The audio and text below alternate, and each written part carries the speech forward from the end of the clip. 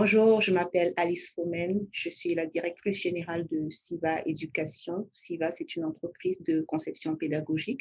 Donc, nous accompagnons les entreprises, les individus, les organismes à but non lucratif pour que ces institutions puissent développer du matériel pédagogique ou toute autre ressource servant à l'apprentissage, notamment des jeux vidéo, et nous offrons aussi des consultations en éducation et finalement, nous faisons de la vente de ressources pédagogiques.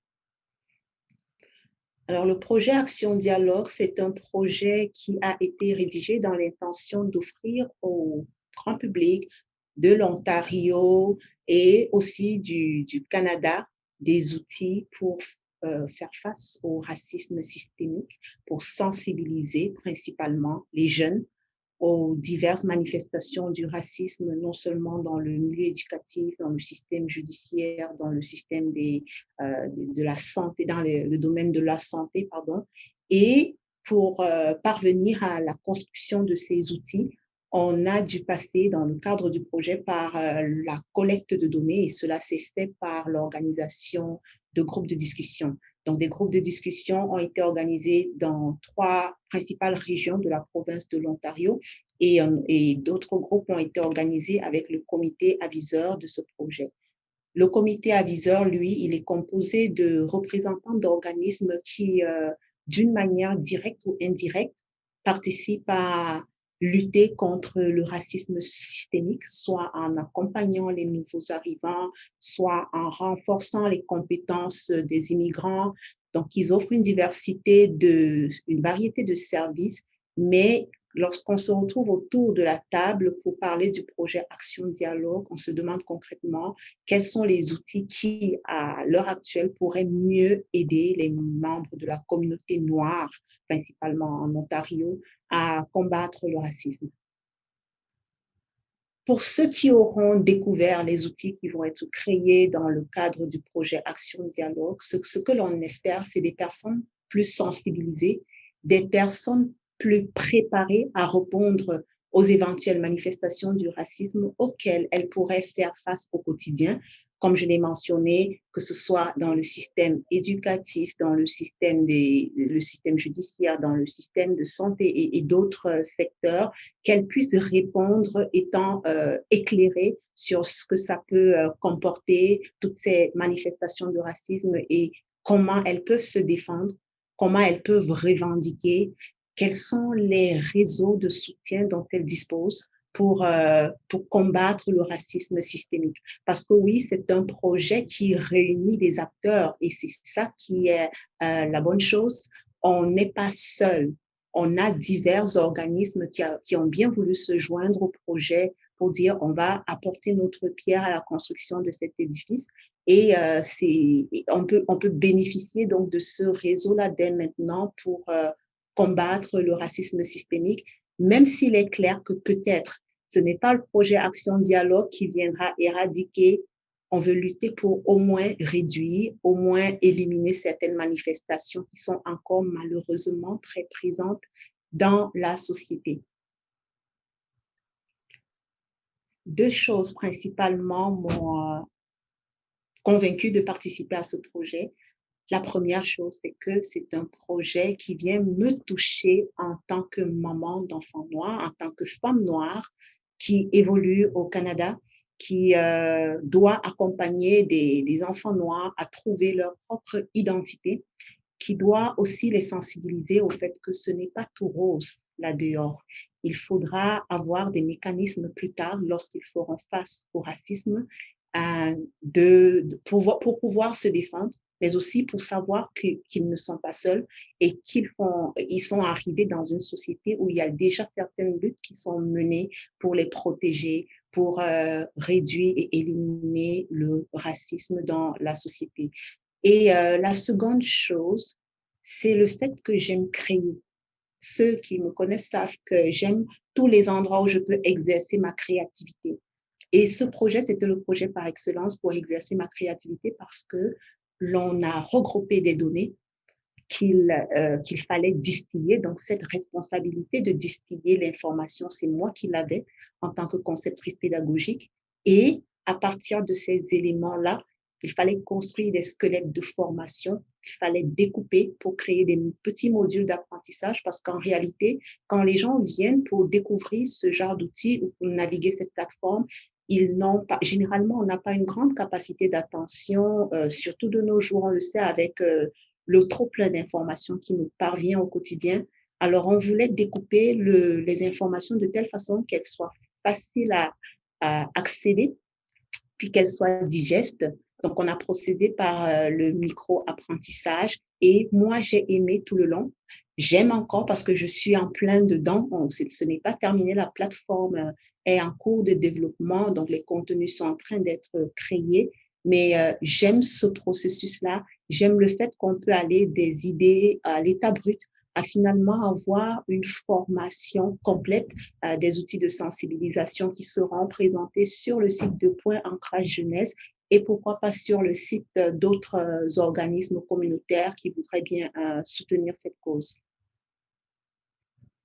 J'ai participé au groupe Focus, mais là, ce n'était pas avec ma casquette de conceptrice pédagogique, parce que j'ai une autre casquette de consultante en éducation. Donc, j'ai été sollicitée séparément pour animer les groupes Focus. J'étais la personne responsable de modérer les 6 discussions qui ont eu lieu, parce que, comme je vous l'ai dit précédemment, on a mobilisé les opinions des personnes d'un peu partout dans la province et des membres du comité aviseur.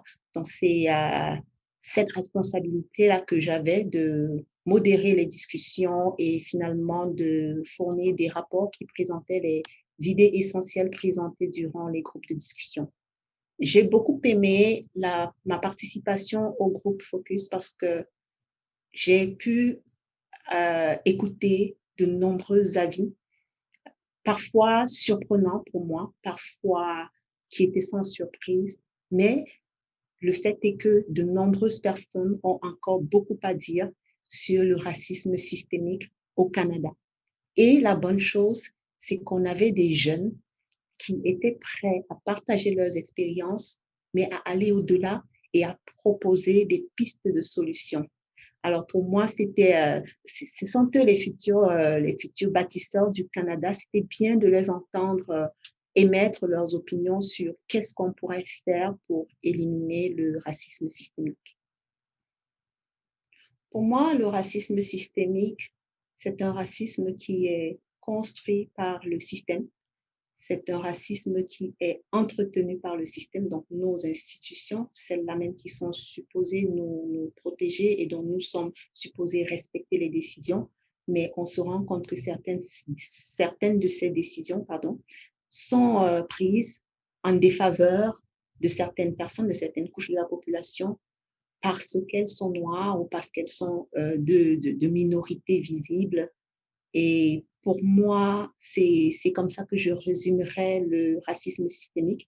Et on peut en voir les manifestations dans diverses sphères, que ce soit dans le domaine de l'emploi, que ce soit dans le domaine de l'accès au logement, que ce soit dans le domaine de l'éducation. Donc vraiment tout ce qui est entretenu, tout ce qui est permis par le système et qui vient renforcer les inégalités basées sur notre couleur de peau. J'appelle ça du racisme systémique. Mais je ne dirais pas que je vis une expérience de racisme personnellement. Cependant, j'estime que je suis impactée de façon indirecte. Et ça, je le dis parce que on manque d'outils pour faire face aux situations de racisme. C'est l'information qui est supposée être mise à notre disposition par le système.